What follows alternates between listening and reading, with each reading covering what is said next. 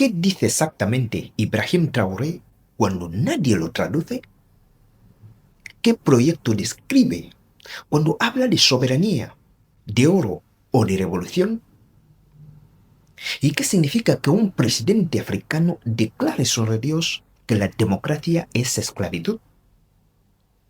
Traoré no habló de política, habló de ruptura. En este episodio de las grandes cuestiones de África, analizando desde África Central, desde Guinea Ecuatorial, vamos a entender qué está ocurriendo realmente en Burkina Faso. Burkina Faso, un país del Sahel con cerca de 22 millones de habitantes, sin salida al mar, con una de las insurgencias yihadistas más activas del continente y desde septiembre de 2022 gobernado por un capitán de 35 años que llegó al poder con la fuerza y que desde entonces no ha dejado de hablar.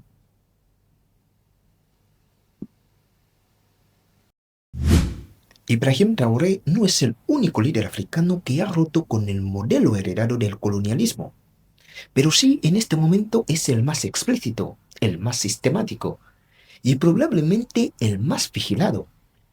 La entrevista que analizaremos hoy no es un discurso de campaña, ni una declaración diplomática. Es una conversación extendida en la que Traoré desarrolla, punto por punto, su visión del Estado, de la economía y de la soberanía, y del futuro de Burkina Faso. Una visión que no admite ambigüedades. La pregunta que guía este análisis es simple. ¿Qué está construyendo realmente Ibrahim Traoré? ¿Y cuáles son las contradicciones que este proyecto arrastra? Ça, c'est le volet le plus important. Pendant plusieurs années, depuis le début de cette guerre, nous avons été attentistes et l'ennemi qui donnait le rythme de la manœuvre. Et le changement, donc, cette bascule, le fait qu'on ait repris l'initiative de la manœuvre, c'est très important. Et pour pouvoir reprendre l'initiative de la manœuvre, il a fallu donc beaucoup d'efforts en termes de recrutement, d'équipement, mais surtout de formation. Parce qu'une chose aussi est très importante. Aujourd'hui, personne ne connaît notre armée, si je peux le dire, à l'international. Personne ne maîtrise notre armée. Nous avons quitté ce carcan de se faire former par les autres, se faire dicter les programmes par les autres, la tactique par les autres. Aujourd'hui, tout est endogène. Donc, ce sont des Burkinabés qui conçoivent le programme en fonction des retours d'expérience sur le terrain, qui forment les hommes, ce qui fait que nous arrivons à faire des prouesses. Et à l'heure où je vous parle, nos unités ont conquis beaucoup de localités, notamment en allant au nord de Djibou. Ces localités qui ont été perdues depuis peut-être bientôt 10 ans, telles que Baraboulé, et bien au-delà jusqu'à Pétékoli, nos unités ont reconquis. Au bout d'après de bataille, mais ils y sont. Ils sont installés.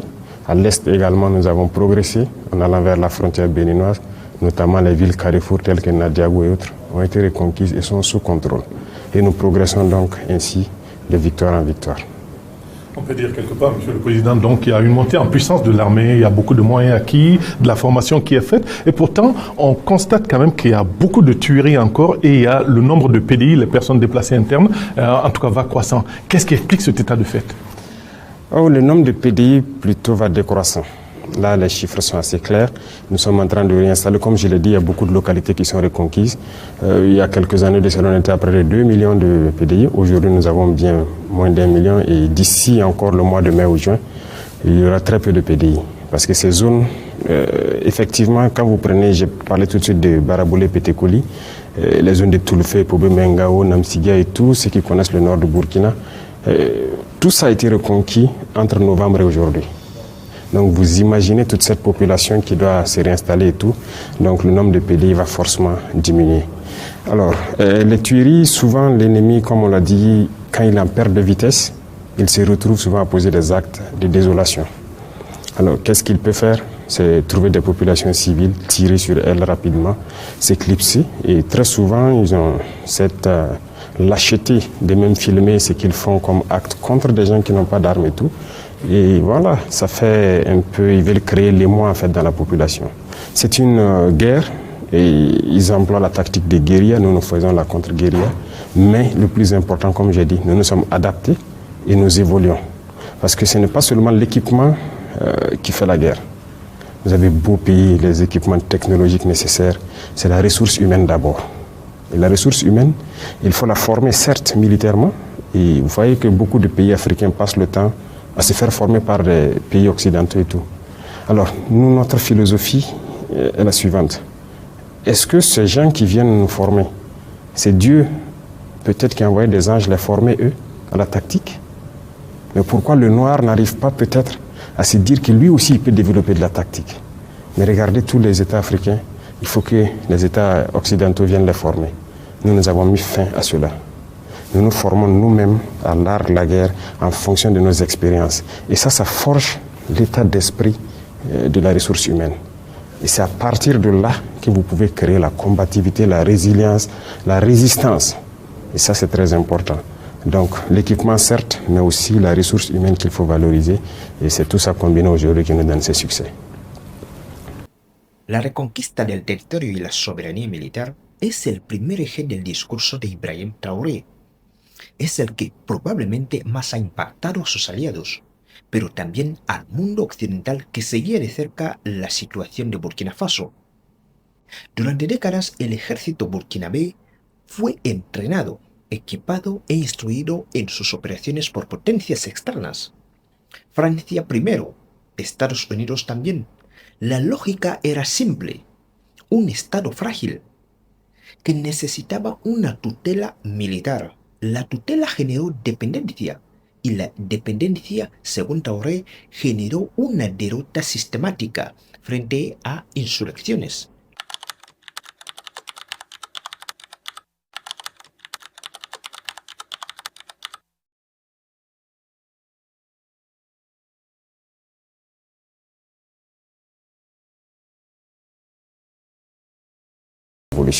Pour expliquer ce qu'il faut faire pendant la révolution.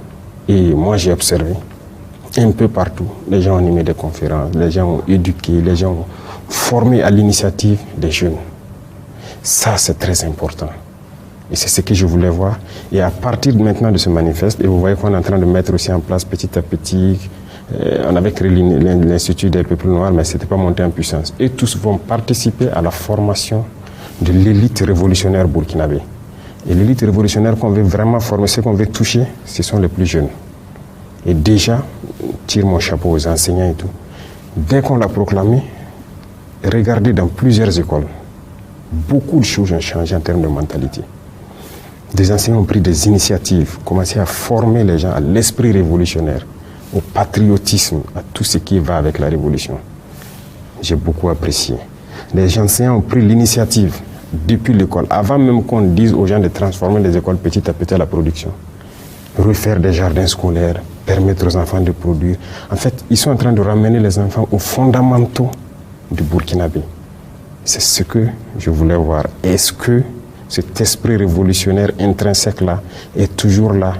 Et c'est maintenant qu'il faut le raviver. Donc, vraiment, on est satisfait.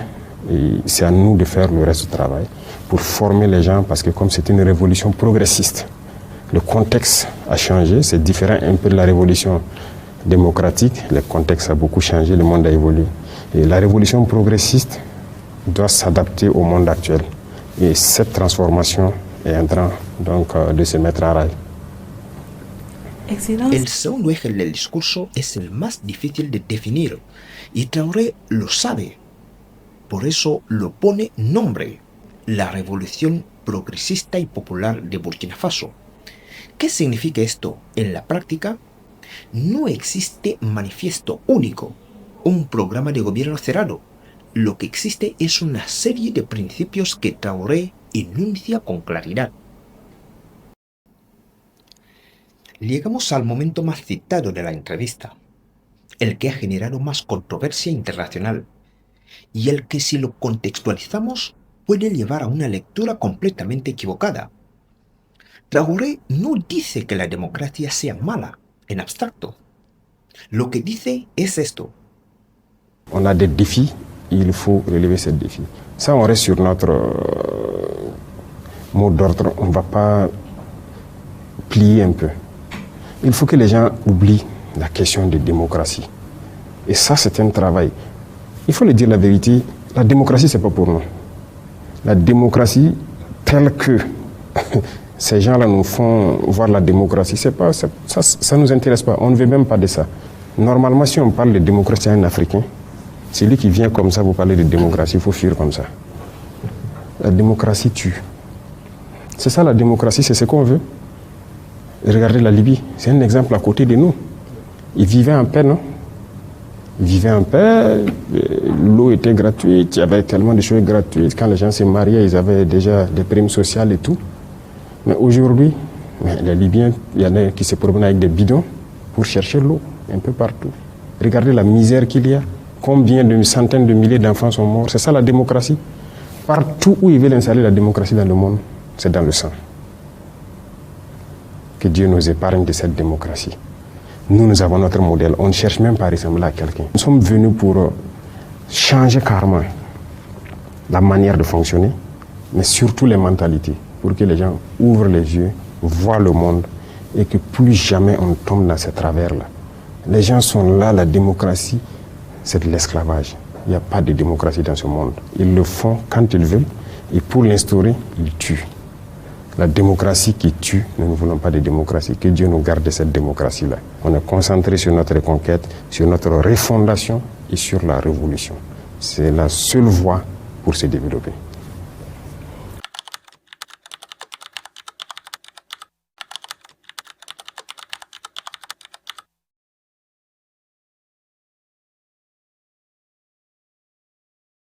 On a pu faire quoi au Burkina? Pas grand-chose. Ça nous a divisés, ça c'est une réalité. Même dans des familles, deux frères qui appartiennent à deux partis, mais ils vont développer une haine sauvage, vous ne pouvez pas comprendre. Et ça c'est dangereux. Et en termes de développement, vous savez que la politique c'est comme une entreprise en africain. C'est-à-dire vous êtes, moi je suis président d'un parti, je vous recrute, vous êtes de beaux parleurs, de beaux trompeurs. On flatte les gens, ils nous suivent. On a des opérateurs économiques à gauche et à droite qui nous aident à financer et vous partez corrompre les gens. Une fois que vous avez bien corrompu, si on gagne les élections, qu'est-ce qu'on peut faire? Voler pour un retour sur investissement. Et ces opérateurs qui vous ont financé, vous n'avez pas le choix. Vous êtes obligé de les donner tous les marchés de l'État. Vous ne pouvez pas les faire payer la douane comme il faut. Vous ne pouvez pas faire payer les taxes comme il faut parce qu'ils ont besoin d'un retour sur investissement. C'est ça la réalité. Même nous, quand on est arrivé, il y a des opérateurs qui nous ont approchés aussi pour financer ou quelque chose. Nous ne sommes pas des politiciens. Si vous voulez donner l'argent, c'est ce qui nous a amené déjà à créer une commission de réception des dons, si vous vous souvenez. Après, les FSP maintenant.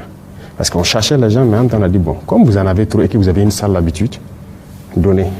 On prenait et on pose le trésor dans un compte. Maintenant, si après, tu viens derrière pour dire que, bon, nous vous soutiens, il faut que j'ai mes camions à la douane, ils ont dit ici, ça, il faut nous aider à sortir. Généralement, c'est ce qui se passe. Ils vous expliquent même la méthode, parce qu'ils vous disent que vous êtes jeune, vous ne connaissez pas. Ça ne marche pas avec moi. Tu vas payer toute la douane, tu vas payer toutes tes taxes comme il faut. Si tu veux faire chanter quelqu'un parce que tu as soutenu ou quoi, ça est au trésor, ça aide les combattants. Donc c'est cette manière de faire la politique et tout. On a mis fin. Ça, il faut une nouvelle idéologie politique. Et il faut une formation avant qu'on parle de politique, à notre manière. Donc voilà pourquoi on a suspendu. Et après on a dissous. Mais eux-mêmes, ceux-mêmes qui faisaient la politique sont d'accord. La RPP, là, c'est pas d'autres personnes, ce sont les mêmes individus, mais je pense que les gens ont compris maintenant qu'ils étaient manipulés, ils étaient sur la fausse voie, et maintenant on est en train de reconstruire quelque chose de nouveau. Donc quelque part, ce n'est pas des individus qui ont quitté, ce sont les mêmes individus, mais je pense qu'il y a eu un déclic qui permet de repartir sur de nouvelles bases. Donc c'est dissous, les partis impérialistes, mais les hommes sont là, en train d'être reconstruits à mesure de lancer la machine Burkina Faso. Excellence. Esta es la parte menos discutida, pero probablemente la más significativa. Burkina Faso no ha disuelto los partidos políticos, que según el gobierno respondían a intereses externos. No a todos, pero sí a los que Traoré llama imperialistas. La pregunta que debemos hacernos no es si nos parece bien o mal. La pregunta es, ¿a qué modelo alternativo de representación conduce esta decisión? Eso Traoré todavía no lo ha respondido con la misma claridad.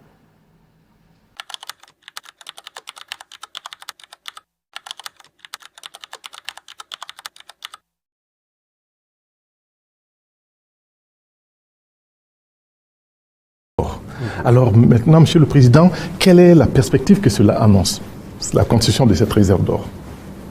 L'or est une valeur refuge, comme on aime le dire, avec les devises qui ne sont pas stables et tout. Tout le monde est en train de chercher l'or pour faire une réserve, parce qu'on ne sait jamais. Vous savez, nous, on a connu une petite période en 2023 où on a voulu nous bloquer sur tout. Quand on a voulu payer des drones, nos transactions ne passaient pas. On a cherché des voies et moyens. Parce que, comme nos équipements, on est sorti du canal officiel d'envoyer les trucs à la CEDEAO pour avoir l'autorisation. Quand on dit CEDEAO, c'est ça. Donc, voilà, les Français qui sont là, qui donnent l'autorisation d'acquérir telle arme ou pas. Nous, on ne voulait pas passer par ce canal. Donc, nos transactions aussi ont été bloquées. Avec des arguments qui ne tiennent pas debout. Donc, on est là, la guerre est là. Et on veut des drones, on veut des armes. On ne peut pas. À un moment donné, c'était les hydrocarbures. Les transactions de la Sonavi ne passent pas au truc. Donc, ce sont des sanctions indirectes pour nous étouffer. Et en ce temps, des diplomates sont venus donc nous dire qu'on a intérêt à se changer de truc, à rallier, parce qu'on ne pourra même pas payer les salaires d'ici mars. Ça veut dire 6 mois. On ne pourra pas parce qu'on ne maîtrise rien de l'économie. Ils sont capables de trucs. Moi, je dis, il n'y a pas de problème. Attendez. Donc, un jour, j'ai fait bloquer toute la production d'or de toutes les mines. J'ai rassemblé tout et j'ai dit aux partenaires de venir chercher l'or et nous envoyer nos drones. C'est ce qu'on a fait. Nos drones sont venus, ils ont pris leur or et ils sont partis. On a besoin de l'argent de quelqu'un. Donc l'or est important. Les gens ont besoin d'or, nous aussi on a besoin de quelque chose dans le monde. Bref, ce n'est pas une manière de dire comment les gens vont faire pour le truc, mais ça demande du courage, c'est vrai. Mais c'est ce qu'on a dû faire pendant un temps donné, et les gens ont compris, bon, ils ont une manière de passer, ils ont dévié un peu. Et ces mêmes gens sont venus même pour payer l'or avec nous. La BCAO, je veux dire. Donc l'or est très important, et je pense que chacun devrait faire une réserve d'or autant que possible. Nous, on ne maîtrisait pas notre secteur. On a vu les données, mais nous avons créé tous les mécanismes pour aujourd'hui, plus ou moins, maîtriser le secteur de la production. Actuellement, on est en train de prendre des parts dans beaucoup d'unités industrielles qui existent. On a relu le contrat minier, si on peut dire, et tout. En tout cas, en bonne ambiance avec ces gens qui sont là, qui exploitent. Et le Burkina va tirer profit de son or. Parce que partout en Afrique, c'est ça le problème. Vous ne pouvez pas comprendre que vous avez telle quantité d'or. Et on dit que vous êtes les plus pauvres, vous êtes les derniers. Mais pourquoi? Il y a des pays qui ont le pétrole ici en Afrique. Vous partez dans les pays du Golfe, ils ont le pétrole. Ils sont plus développés que les pays africains. Mais on est maudit. Il faut se poser des questions, les vraies, et changer. Mais si les dirigeants ne veulent pas changer et que les peuples aussi acceptent leurs conditions de misère, bon, qu'est-ce qu'on peut bien faire? Nous ne voulons pas voir notre peuple dans la misère. Nous n'avons pas de pétrole, certes, mais nous avons l'or, le peu que l'or peut faire, ou d'autres ressources. Nous allons l'exploiter à bon escient pour que notre peuple connaisse le bonheur. C'est ça qui est notre cheval de bataille. Il n'y a pas de raison que des gens ont l'or dans le monde là, ils se développent, et non alors en plus ça ne développe pas. Donc on a fait un bond considérable en matière de maîtrise d'or ces dernières années, et c'est satisfaisant, et on va continuer comme ça, jusqu'à reprendre le contrôle total de notre or. Voilà ce que je peux dire. Justement, Monsieur le Président, est-ce qu'on peut avoir une idée de la quantité qui constitue la réserve d'or du Burkina actuellement? Là, je ne peux pas vous dire ça. Ce n'est pas quelque chose qui se dit publiquement. Oui. C'est quelque chose qui se garde secret. Même les pays qui prétendent, on vous dit qu'il a combien de tonnes d'or, quoi. C'est pas vrai, la réalité, ce n'est pas ça. On ne vous dira jamais exactement. Parce que si on sait exactement quelle quantité d'or vous avez en réserve, ça veut dire qu'on connaît vos capacités de change et tout. On peut anticiper sur beaucoup de choses sur vous. Et puis, c'est pas qu'on a fait, on est en train de faire. J'ai dit au ministre, tous les jours que Dieu fait et que c'est possible de payer l'or. Donc chaque semaine, on continue de payer pour faire des réserves. Voilà. Et ça, c'est pour que quand on va vouloir traiter avec tout le monde, qu'on nous respecte. Voilà. Il ne faut pas que quelqu'un va croire que si lui, il ne vient pas faire quoi, nous, on n'est pas dans ce chemin.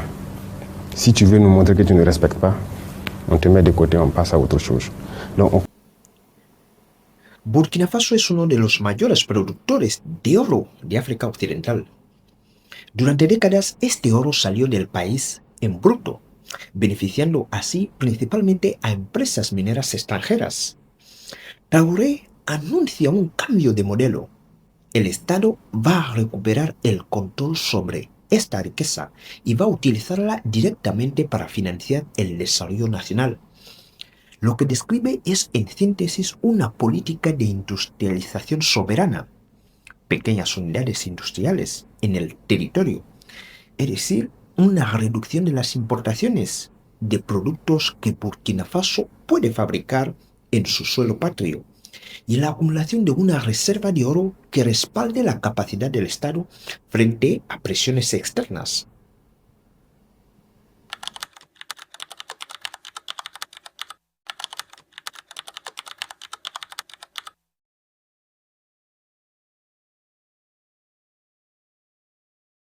Embryonnaire, on n'est qu'au début.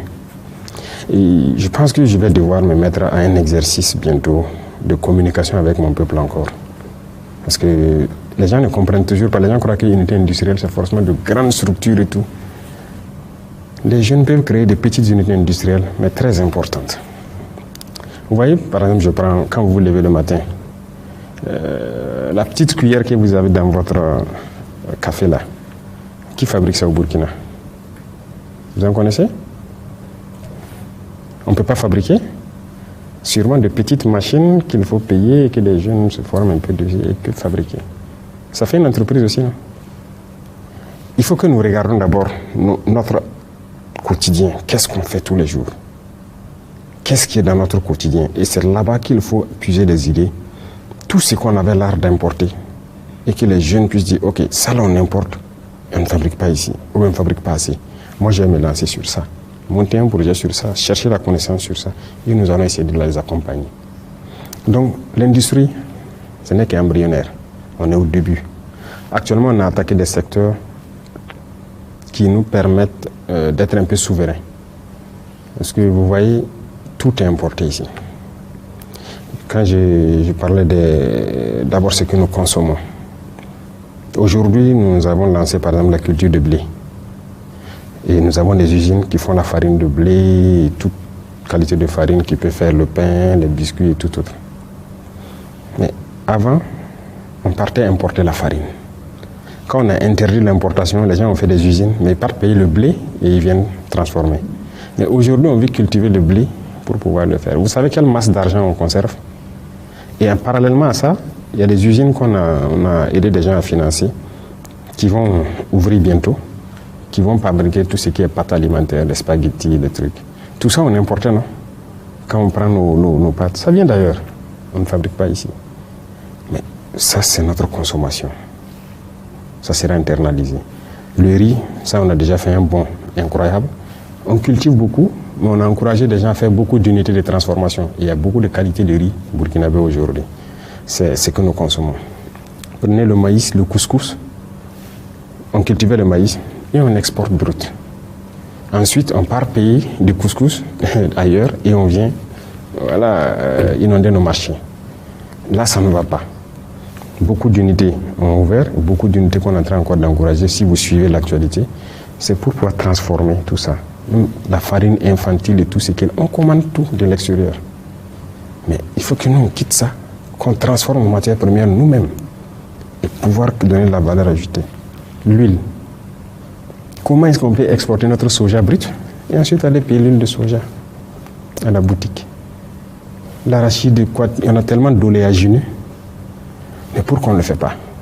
Il y en a même qui vont dire que bon, il y a des maladies, on a dit de payer l'huile de tournesol ou quoi. J'ai dit on cultive le tournesol, on le fait. Et il y a des usines déjà qui pressent l'huile de tournesol. Donc on est en mesure de tout faire chez nous. Mais pourquoi on doit aller payer ailleurs? Donc c'est tout ça l'industrialisation. Aujourd'hui, vous voyez l'ananas. Moi, je suis en train d'encourager des usines qui vont faire le jus d'ananas. Au lieu d'importer, c'est nous qui allons exporter. Et ça donne très bien. C'est beaucoup plus qualitatif que ce qu'on paye même, qu'on paye ailleurs dans les pays côtiers. Donc il y a beaucoup de choses dans notre quotidien, ce qu'on mange, ce qu'on porte et tout. Et quand on se lève le matin, on doit pouvoir se regarder, ok, moi j'ai porté ça, ça c'est importé. Et j'ai dit non, on va faire une usine qui va partir du coton jusqu'à ça. Ça sera prêt cette année 2026, s'il plaît à Dieu. Donc moi je ne veux plus être habillé par un fil qui vient de l'extérieur. Parce que nos paysans cultivent le coton, je ne peux pas accepter qu'on vienne imposer le prix du coton aux paysans pendant qu'on doit transformer. Et imaginez dans ça le nombre d'emplois que ça crée. Depuis longtemps, on forme nos gens dans les écoles de formation et des formations professionnelles techniques sur la mécanique, l'industrie, génie industriel et quoi. Ils sont assis au chômage. Ils peuvent faire génie industriel, mais après ils cherchent concours de la fonction publique pour être administrateur quelque part. En fait, on a perdu. Mais aujourd'hui, s'il y a des industries, tous ces gens-là vont s'exprimer. Quand vous vous levez le matin, vous prenez votre moto pour aller au service ou quoi, c'est importé. Même l'écrou, quand une écrou tombe en route, c'est importé. Pour que vous payiez l'écrou. Mais les écrous, ce sont des petites machines qui peuvent le faire. Donc l'industrie, il faut que chacun comprenne, ça va de la petite échelle à la grande échelle. Donc quand on dit une industrie, ce n'est pas forcément des grandes unités. Tous les jeunes peuvent créer des petites unités industrielles en regardant ce qu'on fait dans notre quotidien pour diminuer les importations. Et donc, on a l'étape embryonnaire, on va communiquer et encourager. C'est là pourquoi on a restructuré les fonds. Vous avez suivi en 4 grands fonds. C'est pour vraiment accompagner ceux qui ont des projets structurants dans des domaines industriels pour nous éviter les importations et les sorties de devises. Voilà ce que je peux dire. Sin energía no hay industria propia y sin industria propia no hay una independencia real. La lógica es coherente. El desafío es la ejecución. Un país en guerra, con infraestructuras dañadas y con sanciones internacionales activas que pretenden al mismo tiempo reconstruir un modelo productivo nacional.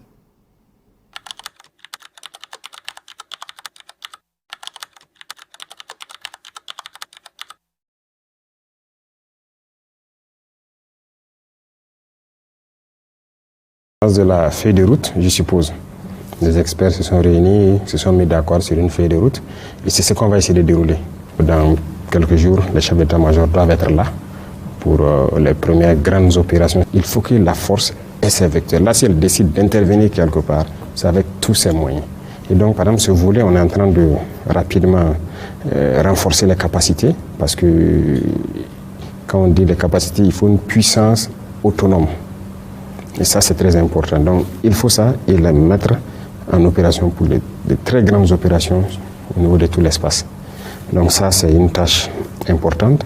Deuxième chose, il y a aussi la question d'intégration. Parce qu'il ne faut pas qu'on dise intégration et qu'on se comporte comme les autres organisations. L'intégration doit être réelle. Et ça, je suis en train de préparer un texte pour qu'on mette les bouchées doubles et empêcher les tracasseries entre nos différents pays, que ce soit aux frontières ou à l'intérieur, parce qu'il ne faut pas se faire de l'illusion hypocrite des autres organisations africaines là. Quand on dit intégration, c'est intégration. On a beaucoup de retours aux frontières, les gens sont emmerdés. À l'intérieur des pays, même souvent, les gens sont emmerdés. Donc ça, moi j'ai réfléchi à un mécanisme pour qu'on mette fin à ça.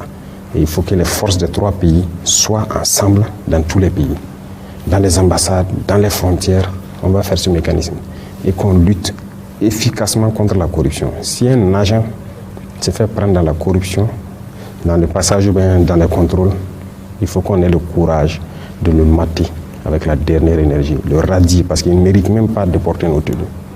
Et l'autre volet, c'est l'économie, le développement. Je pense qu'il y a un bon nombre de chantiers qu'on est en train de mettre en œuvre. Et ça, c'est une bataille, parce que c'est l'économie qui tient le monde.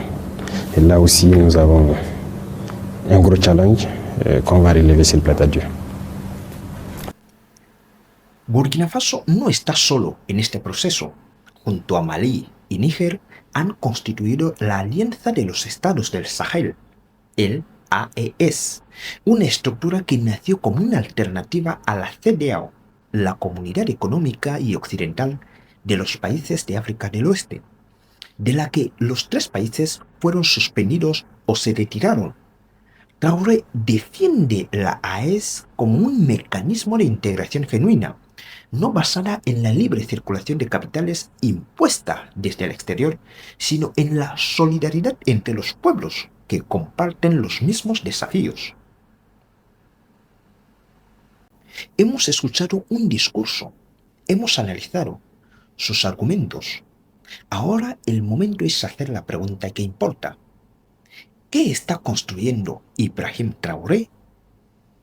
Hay 2 lecturas posibles, y las 2 contienen una verdad.